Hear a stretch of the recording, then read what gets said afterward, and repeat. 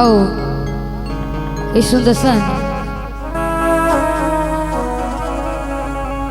कान्हा भजन सुनावा के लिए जा रहा छे। एहि गीत के गीतकार छथिन गंगा गोसाई जी।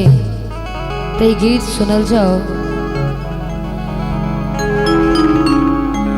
जुग जुग जिया सुललन माँ भवन माँ के भाग जागलियो।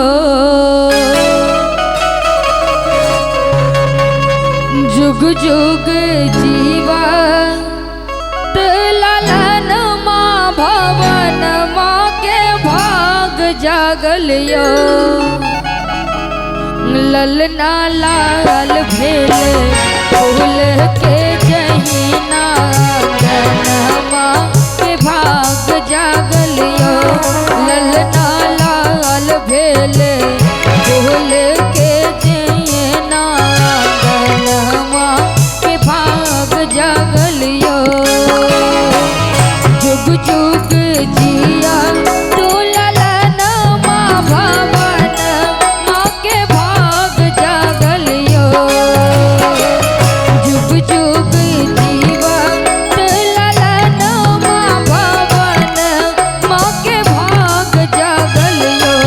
ललना लाल भेल फूल के जहीना गनमा के भाग जागलियो। ललना लाल भेल फूल के जहीना अंगनमा के भाग जागलियो।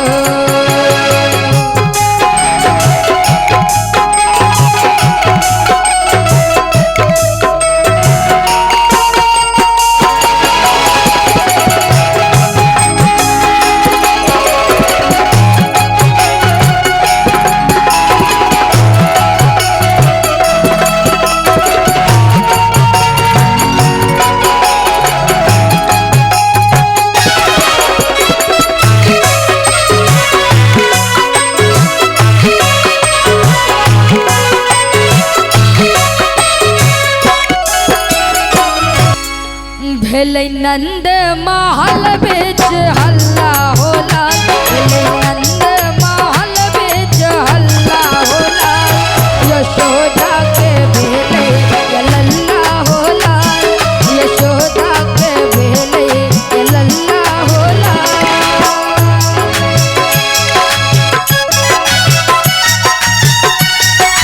जय हो